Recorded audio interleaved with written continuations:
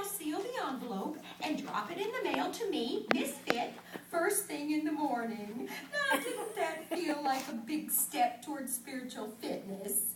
Like a step toward bankruptcy. Next, one key to spiritual fitness is to witness. So let's practice. Smile. Shake the hand of the person nearest you. Pat someone on the back. Hug someone. Oh, man. A holy kiss.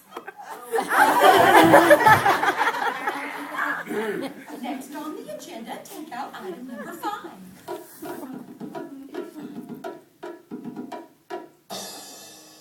I call this part of the program No Pain, No Gain. Pain and suffering are our friends. Friends like that, who needs enemies? They help us to overcome temptation by focusing us on God instead of the object of our desire.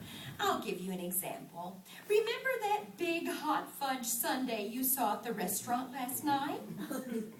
It was a huge triple scoop of French vanilla ice cream on chocolate fudge cake, drizzled all over with hot chocolate sauce, and topped with chopped peanuts and a bright red cherry, remember? Well, hit yourself on the head for that. Come on, harder than that. Now keep on doing it. You glutton, you hippo, big fat calorie-craving blimp. Now don't think about dessert anymore or you'll get more of the same. See how it works? You've totally forgotten about food, haven't you? Got what? Now for our final step in spiritual fitness. The sin of pride keeps Christians from being effective. But you've got to be willing to look foolish in the eyes of the world. This discipline is designed to remove that pride. Now crawl on your hands and knees and bark like a dog. Mark. Bark, Fido, bark! Sit up and beg. Yeehaw! All right, you've earned a rest. Take a little while to relax.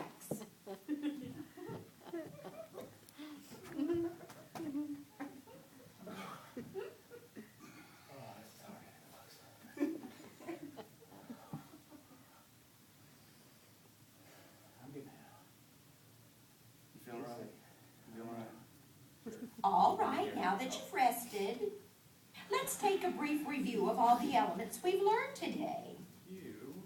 As we go over them in order, be sure to keep up and do them all. Let's go. Pump iron. 1, 2, 1, 2. Kick yourself. Bark like a dog. Kick like a mule. Hit yourself in the head with the club. Now do all of this every day and you will be spiritually fit. So go to it and knock yourself out.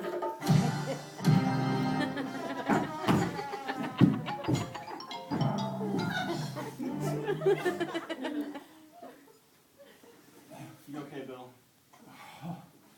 You alright? I can't take it anymore! That's it! Here's it. Iron. Stop. Blue boy, get out of here! You ain't no help either, boy! Settle down. Stop. Bring me out here, man. Bring me out. Stop.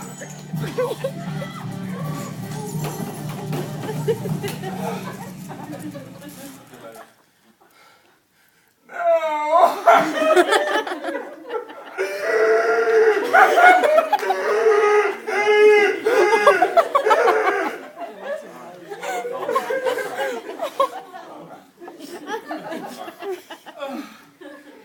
I'm sorry.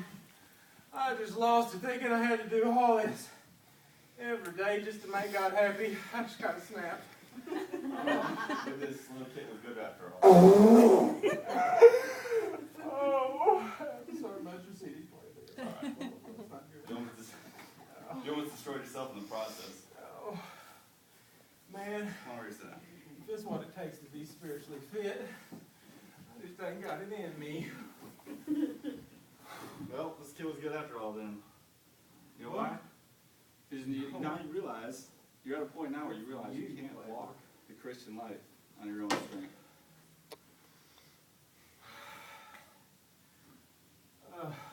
I'm sorry. If that's what it takes to live this spiritually fit life, I don't know. I don't know what I'm going to do. You know, I thought we were supposed to be great Christians, though. I mean, you serve the Lord like all the time. True, but it depends on you and the Lord. See, Christianity is not all about works. People try to accomplish spirituality through outward motion and effort. The Bible says, bodily exercise profiteth little. Do you know what that means? I think I'm beginning to. I'll tell you what it means. It means we can't achieve spiritual health through physical strength and outward activity. It's an inner condition that can only be achieved through relationship with Jesus and growing daily by taking His word. Then and only then our physical labors bear fruit. You got it backwards, man. So you're telling me all this work was just for nothing? When done on your own strength, yes. Jesus said, "Without me, you can do nothing." We must abide in Him, depend on His strength to help us accomplish His will. Here, look at this. 2 Corinthians 12:9. And He said unto me, "My grace is sufficient for thee, for my strength is made perfect in weakness.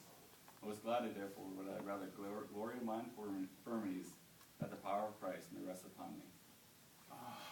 So you're saying when I'm weak, then all I got to do is lean on Him and I get His strength for me? Exactly. But listen, there's more in the next verse. "Therefore I take pleasure in infirmities, in reproaches, in necessities, in persecutions, in distress for Christ's sake. For when I am weak, then I am strong." Oh, well, I ain't got no problem admitting that I'm weak. I am weak. I am pathetic. Yes, you are. I mean, we all are, without God's help. But we don't have to be limited by our weakness. Look over here, in Philippians 4:13. That's a very little text. You got to read it to me. It says, "I can do all things through Christ who strengtheneth me." No, see, that's what I'm missing. You know, thought I had to go through all of this in order to serve God and be a spiritual powerhouse. Here's what I want to depend on. What's that? Ephesians 6:10. "Finally, my brethren, be strong in the Lord and in the power of His might." You see, a daily discipline of prayer and Bible reading will get you to the true road to spiritual fitness. You know, that's what I need. That's what I need. I need to learn more about this Bible stuff. It's definitely helping. Can I maybe go to do the men's Bible study with you? Oh, you never asked. Let's go. All right. Let's go there and all this. I guess I need to clean up this mess. Don't worry about this. Sorry. Well, sorry about that CD. You know, I don't think I can get my money back. Probably not. I took all the steps and I might have destroyed some things.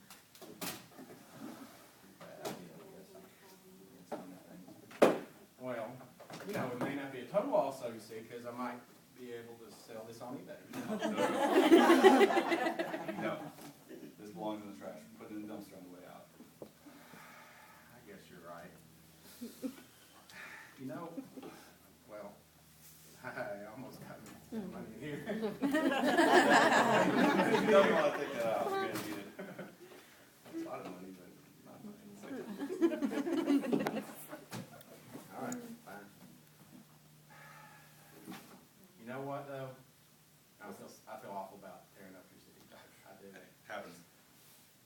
No. I'm going to make it right for you. You know what I'm going to do? What's that? I'm going to buy a new CD player with like 20 CD changers, and it's got external speakers and surround sound and lasers. Well, that comes standard with every radio, but don't worry about it. It's too expensive. That it is. You know what Too I'm saying? expensive. No. In a week from now, for me, money will be no object. Really? Why's that? Oh, you know why that is? I know Why? why that is. I just ordered a new kit. It's called, guess what? It's a DVD series. It's got books with it, and it's called Preaching the Gospel for Fun and Profit.